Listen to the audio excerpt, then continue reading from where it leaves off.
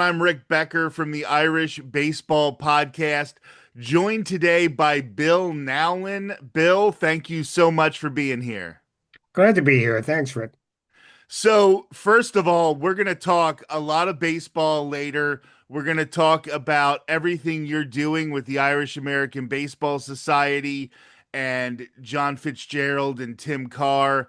But before we get to any of that, I want to talk about your career in the music industry. There's a lot of crossover. We have a lot of really big music fans, whether they be Irish music fans or just general music fans, and you have a lot of experience in the music industry. So I'd like to hear about that for a little bit.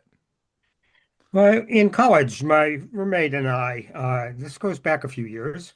I went to Tufts University, and my roommate Ken Irwin and I were both just folk music fans. That was kind of a fad in the early 60s, and we got into it with both feet.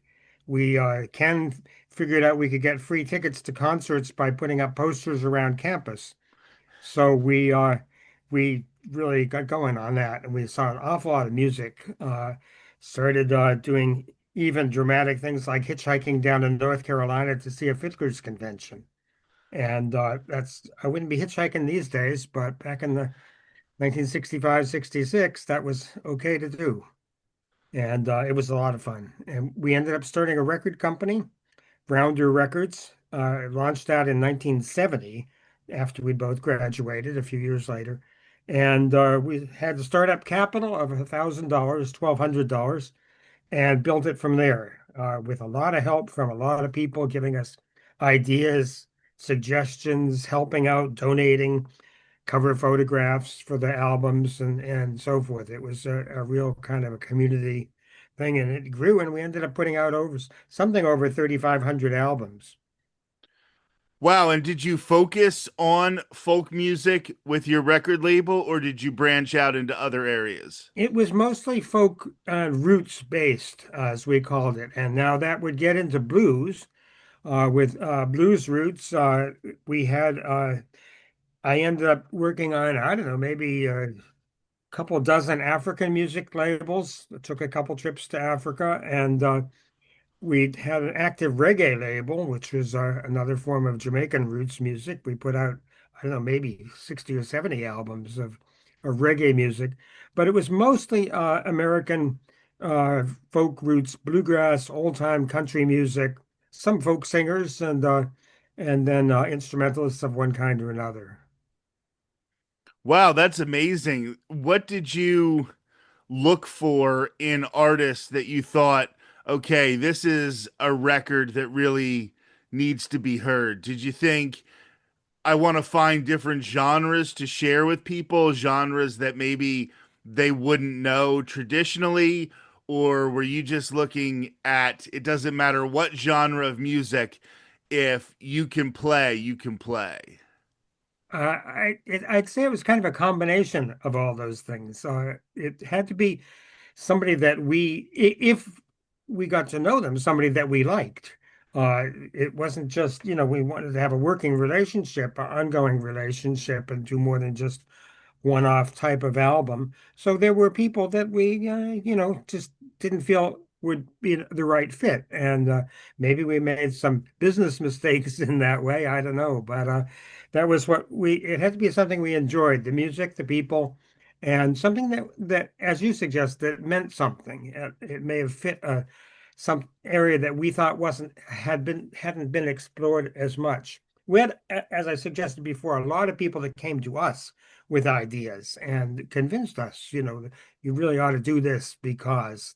There's such a great similarity between, especially when you're talking about roots music or folk music and baseball, because this is a country that brings in people from all over the world. So you have people coming over from Ireland who play the fiddle. You have people coming over from other countries who play different instruments, who have different types of musical backgrounds. And they come here and they build, the black population puts together blues And there's the country music that gets built out of the Appalachia area. And all of these things come together. A lot of the reason is because of people coming from other countries and people coming from other backgrounds. And in baseball, in the early years of baseball, it was a lot like that too. The upper classes weren't playing baseball in the early days. It was the Irish immigrants, it was immigrants from Eastern Europe. And then, of course, we start seeing more black and Latino players coming into the league after the end of segregation. And I feel like those are the two areas where if we have an American heritage, it is those two areas, baseball and especially folk and blues music. Yeah, they both draw from all kinds of today. They both all draw from all kinds of backgrounds. I mean, you don't think of the banjo as its origin in Africa. That's where it originally began, and yet you think of it today as you know, hillbilly music, uh, played by whites from Appalachia when we started out.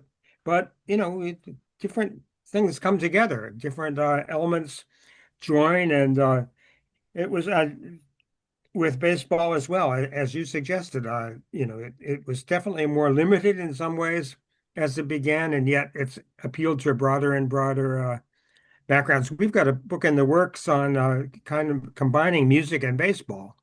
I don't know all the directions it's going to go. We've just started it up. I'm with Society of American Baseball Research, SABR, and we publish a lot of books. We're going to be doing the book on Irish Americans and the Irish roots of baseball and all as well. But and we've got a Venezuelans book coming out this year, and we've got a book on Native American ball players also coming out this year. All kinds of things coming together. So when you talk about this combination of baseball and music, which I know you're in the early processes, so you don't know exactly how the book is going to come out here. But what are some areas that you're looking into to put together this book? Are you looking at, sort of what was happening in music at the time and what was happening in baseball at the time? Or is it something different? It'll be a combination of all kinds of things. I mean, there would probably be a brief essay on the Star Spangled Banner as the national anthem always being sung before baseball games. It's just something that began in the more or less around World War One. There are most players these days have walk-up songs when they come to bat. There's a certain song that goes along with them. Many teams have victory songs. I'm a Red Sox fan from Boston, and for some reason, Sweet Caroline always gets played in the eighth inning. If they win the game, Take Me Out to the Ball Game was already played in the seventh inning. If the Red Sox win, they have a victory song, Love That Dirty Water by the Standells. A weird choice, but it's a song about Boston, the grittiness of Boston in some ways, and it's a song I hope to hear tonight. And yes, you are going to a Red Sox game after we finish this conversation. When you talk about the songs that teams play after a win, and it is definitely a part of the experience of going to see one team. Like when you're a fan of a team, that becomes part of the game day experience, is hoping that you get to hear that song. And my two favorites are actually from my two favorite teams in baseball, and it is Dirty Water, which is such a great song to play at the end, and the Dodgers with I Love LA. And the reason that I love both of those two is they're both kind of tongue in cheek. Like they both kind of let you know that our city's not perfect, right? Our city has its flaws, but we love it and we embrace it and we're all part of this community because Yeah, New York by Sinatra. Like that's an amazing song, and Frank might have the greatest voice of all time, but it's so flashy and it's so like uplifting. It doesn't show the cracks, which are the things that I love in a city. I love the grittiness of a city, like you mentioned earlier. So I think that is an interesting topic that I think a lot of people have discussed, but it has never been really put out there like you're looking to put it out there in this book. So that's very interesting. Yeah, actually, this spring I went to a game in Monterrey, Mexico. The Red Sox played two games down there against the Monterrey team from the Mexican Baseball League, and they just had nonstop music. It was unbelievable. The stadium just on and on and on, too loud, but that's not the problem in general these days at baseball parks. But they were very generous. The Red Sox won the game, and they still played the Red Sox victory anthem, even though their team lost. And I thought that was very generous of them. No, that is a very interesting topic that doesn't get addressed enough. Now, I want to move over to your book on Native American baseball players because this is another area that I think is underappreciated, underrepresented.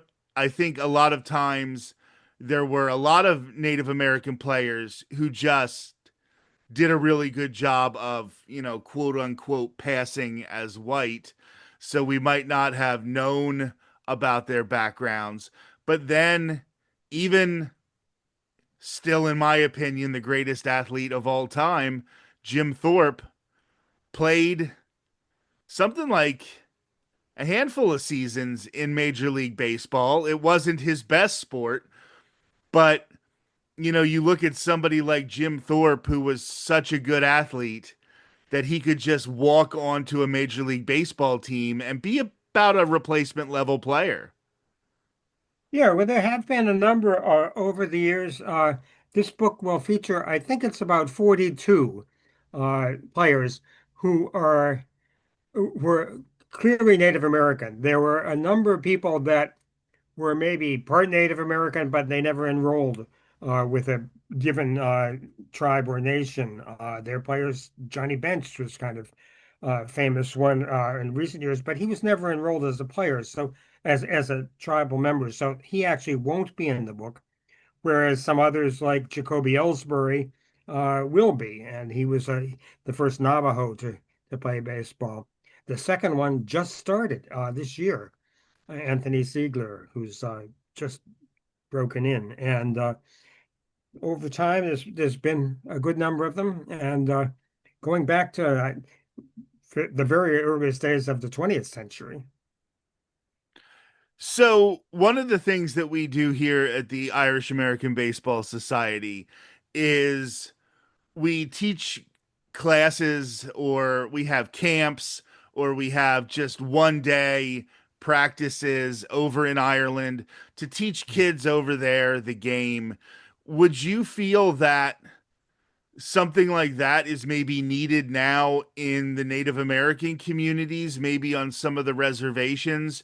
Are kids learning the game in Native American communities? Do they have the resources and the equipment to be able to have success? Because, like you said, there are possibly untapped resources in these communities. They might not be getting the background and the training and the practice that they need, but there could be a lot of talent in there.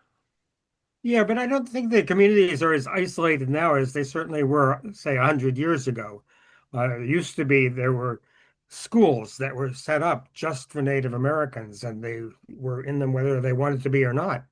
And many of them uh, went on to baseball and so forth. These days, I think that there's a lot of people that they just happen to have native ancestry, but they're uh, integrated, let's say, into society along with everyone else, not necessarily on a reservation, may have never even visited a reservation. I think that, it's baseball hopefully welcomes people from all over if the talent's there, and maybe this book will inspire some kids that might have said, "Gee, I didn't know that," and they go out and try a little harder.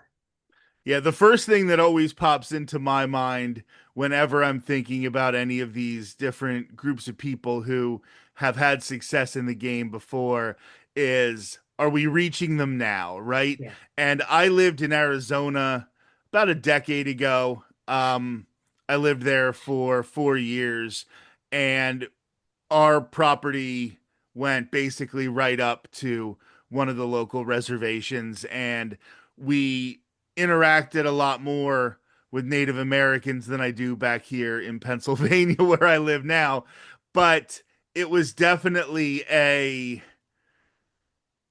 situation where on a lot of these reservations they just didn't have enough, and I was wondering if, I guess that's something that maybe to look into to try to make sure that the reservations, the bigger communities with a high percentage of Native Americans, are having the resources to teach their kids the game, because my main goal is that this game continues and it grows with everybody, because some of the younger generations are gravitating towards, for basketball, all you need is, even if you have a ratty pair of sneakers, Hmm. you can play in a ratty pair of sneakers, and probably somebody at the park has a ball. You might not even need a ball to play basketball.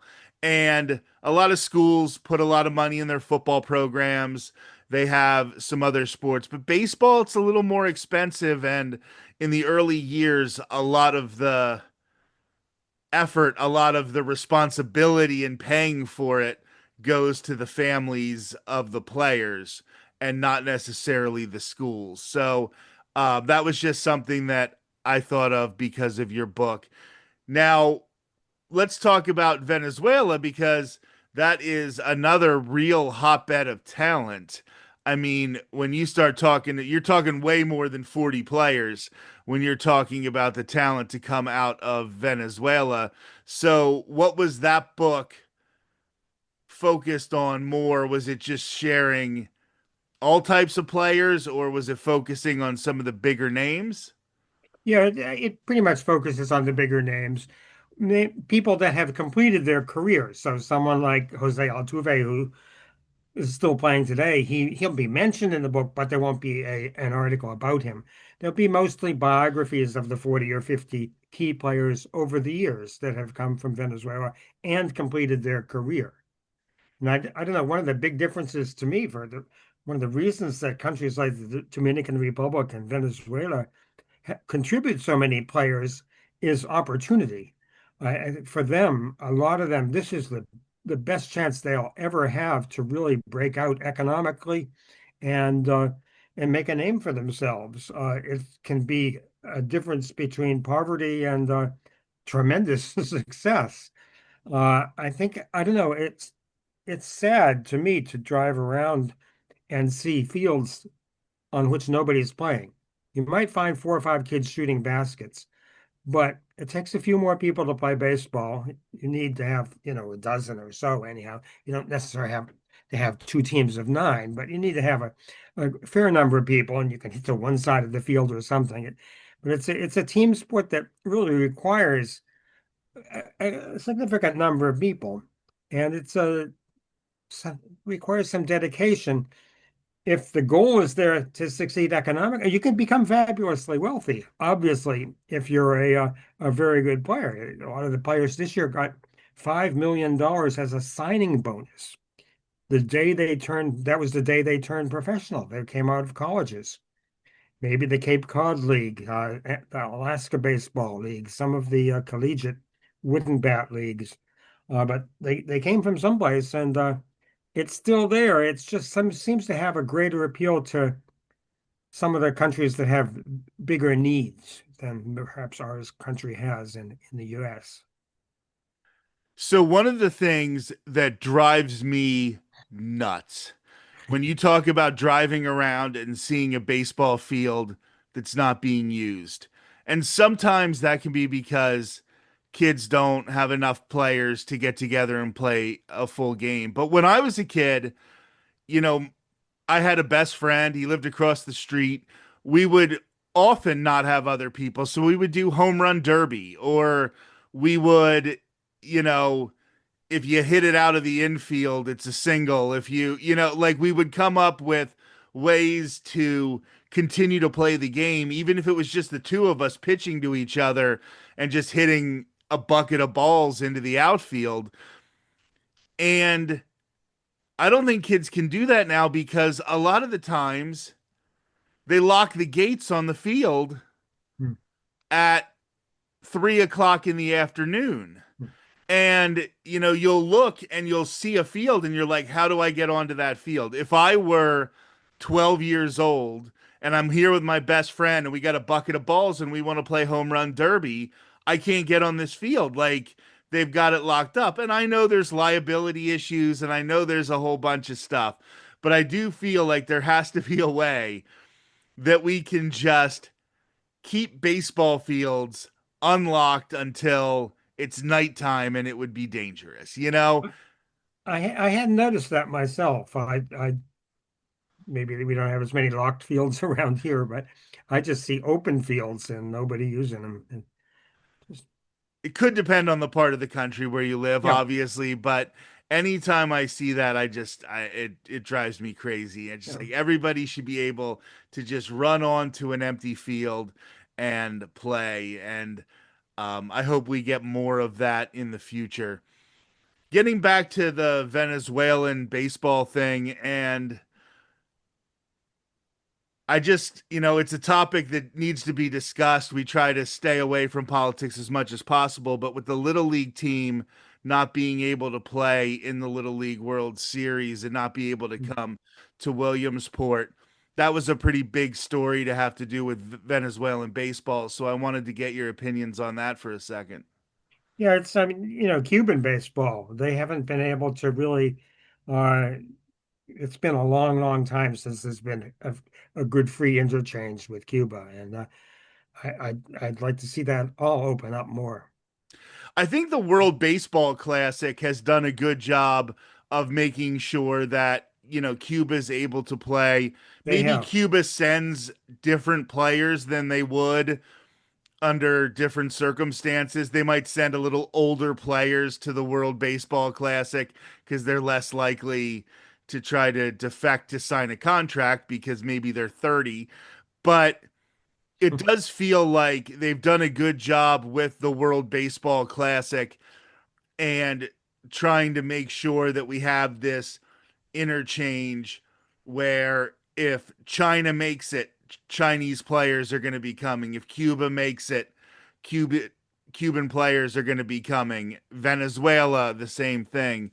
So the World Baseball Classic has done a really good job of kind of bridging those gaps. Hopefully, it will lead to more bridging of gaps in youth baseball. I agree completely. Yeah, I think they have done a good job. So, how did you get involved with SABR? Let's see. I'd heard about the organization. I joined it in around 1988 for a year, and at that point, it didn't do anything for me, so I just let my membership lapse. But then they put on occasional meetings in the Boston area, and I went to one or two. But then in 2002, the national convention was here, and the people in the Boston area were talking it up, and I just got more involved at that time, knowing that we were going to host a whole bunch of people. So I went in 2001. I went out to I think it was Milwaukee to see what a convention was like, so I could help do a better job for the one in Boston. And it was just a wonderful experience. Put together some great panels, and Saber conventions are, 500 plus people, and it's day and night. It's just nonstop. People that maybe don't have as many other people to talk to about baseball all the time, and they get together, and you can't stop talking. It's just the most obscure stuff gets followed up on, and It's an amazing experience, and I found them to be Saber members so helpful. If you get an idea you want to track down and follow up on, there's a lot of chat rooms and email lists and so forth. You could put out a call there, and almost certainly you're going to get somebody that will try to help and usually can help to some degree with what you're trying to, whatever rabbit hole you're trying to go down. And I know that a lot of times now I'm a big fan of the analytics, but I know that a lot of people aren't. They are more, quote unquote, old school baseball fans. But Saber is not just about sabermetrics and the analytics. It is definitely about researching the history of the game, about, well, a lot of what you are doing here, researching Native American players, researching Venezuelan players, looking back on the history of the game and trying to bring some of those older stories to life. So, do you think that Saber kind of gets labeled with this umbrella of being an analytics organization, or do most people who have a real interest in the organization know the real depths of what they do there? I think a few years ago, I think it was seen more as an analytics oriented group. And as you say, the word sabermetrics came right out of Saber. Uh, my interest has never been that. My interest has always been biography, telling the stories of the people that play the game, what their parents did for a living, how they first got involved, who helped them along the way, what were the breakthroughs that helped them perhaps persevere. And I also enjoy, we have a thing called Games Project, where we just write up individual games, a game that stands out for one reason or another. Uh, it could be, Hank Aaron hitting the 715th home run and breaking Babe Ruth's record. That's kind of an obvious one. But every night, there's something that seems to be a little different that happens. And every week, every Friday, we have a newsletter that comes out. And there's usually about maybe an average of 8 or 9 new games that somebody has in the organization has written up. I've been writing up a lot of Ted Williams games because he was my idol growing up. So I've written up a lot of games that he took part in. It is important to stress the fact that Saber is more than just the analytics. Like, if you want to do the analytics, they've got that. It's covered. Like, you can definitely do that. But if your interest is more, like you said, in the biography, they have that as well. It's definitely an organization where you can get out of it what you want. And the people in the organization are very, very active, which I think Yeah. is the best thing you can ask for in a group. We have an arts committee that will relate to the music and baseball book, but their focus has mostly been on visual art, like paintings or poetry, for instance. That's another strong element of the arts committee. So before we go here, I want to talk about your work with the Irish American Baseball Society and our president, John Fitzgerald, and Tim Carr, who does a lot of our research into genealogy. So, what are you doing with those two gentlemen? We're just beginning the process of a book that will focus on the connections there, and I'm not entirely sure all the directions it's going to take. We're very open to new ideas. So if anybody happens to be listening to this podcast and wants to suggest an idea for an article, even if you don't want to write it yourself, let us know about it, and we probably find somebody that might be interested in it. We want to try to explore it from almost every direction you can, and the combination of Irish background, there's a historic aspect to it. It would be nice, of course, if more kids in Ireland today were playing baseball, and maybe that'll start happening too. Who knows? Well, we're working hard on Yeah. making that happen as well. So, hopefully, there will be some chapters that we can add in future editions of the Right. book, or we can talk about some of those players. Um, the early days of the game are so rich for Irish players because, I mean, if you look at those old rosters, it is just Irish name after Irish name after Irish name. Some of them born in Ireland, some of them just with Irish roots. But I think this is going to be a real wellspring of information for you. You're going to have so many different ways that you can go with this book. Yeah, I mean, it was back in the late 1800s and the first few decades of the 1900s. It was certainly a means of assimilation and people that enjoyed getting together with a group of other people and playing a game that just resonated somehow. There were opportunities, openings, and talent came through. People like Connie Mack, McGillicuddy was his name, but you never know.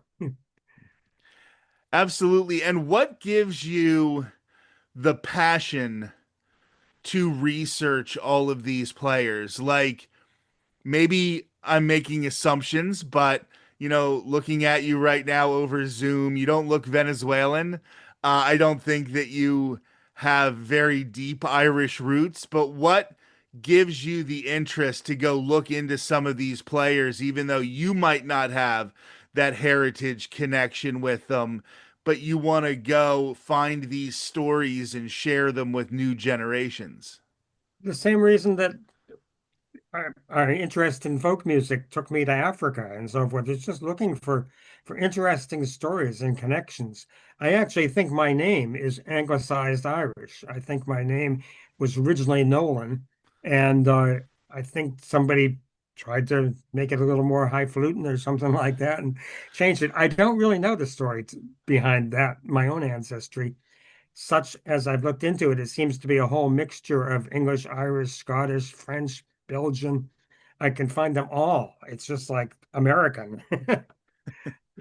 Well, Tim Carr might be able to help you out with that Yeah. because he loves to dig into that. And I find it interesting to hear what motivates people to just go and find these stories because there's something about, I try to find interesting stories to tell here on the podcast. Yeah. And people try to find, John Fitzgerald, the president of the Irish American Baseball Society, has done documentaries, has done television shows about baseball. And there's just something about the people who love to go find that obscure story that, I think there's definitely a passion running through that. And it's great when we can all get together through organizations like the Irish American Baseball Society and SABR, and that's great. So I really appreciate all you're doing to keep the game alive and keep, you know,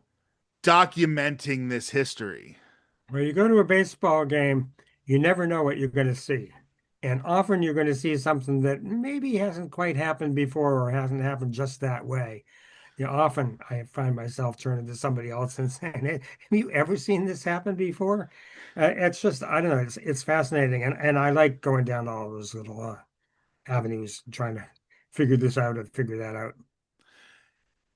And one of the things about baseball that I think makes it the greatest sport in the world is it has that history.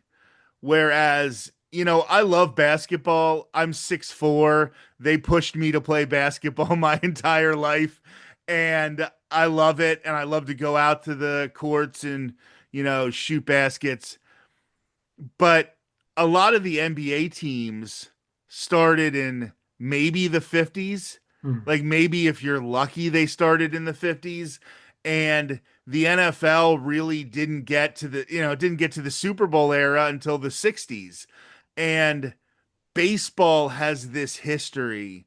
And when you go to Fenway Park and you think Babe Ruth pitched on that mound and he batted in that left-handed batter's box, and then a few years later Ted Williams was there, and then Yaz took over, and then it was Jim Rice, and then it was Mike Greenwell, and then it was Manny Ramirez, and like you have this progression where you can see a much bigger history than with any of the other sports, and it makes it Yeah. feel like you're connected to something that's a little bigger than you. I love basketball. I'm not putting it down at all, but when you hear people put together their five greatest, 10 greatest basketball players of all time, they'll have guys who are still playing. Mm. Yeah. And maybe one guy who's still playing will pop up into your baseball list if you're really high on Otani or Judge. But basically, if you're not, nobody who's currently playing the game is going to come anywhere near your top 10. And it's going to be guys from the 70s, 50s, 40s, 20s. So I think that's something that really makes this game great. And when people like you go and preserve it and make sure that that history doesn't slip away, that's really important. So, Good. Bill Nowlin, thank you so much for being here. Glad to be here.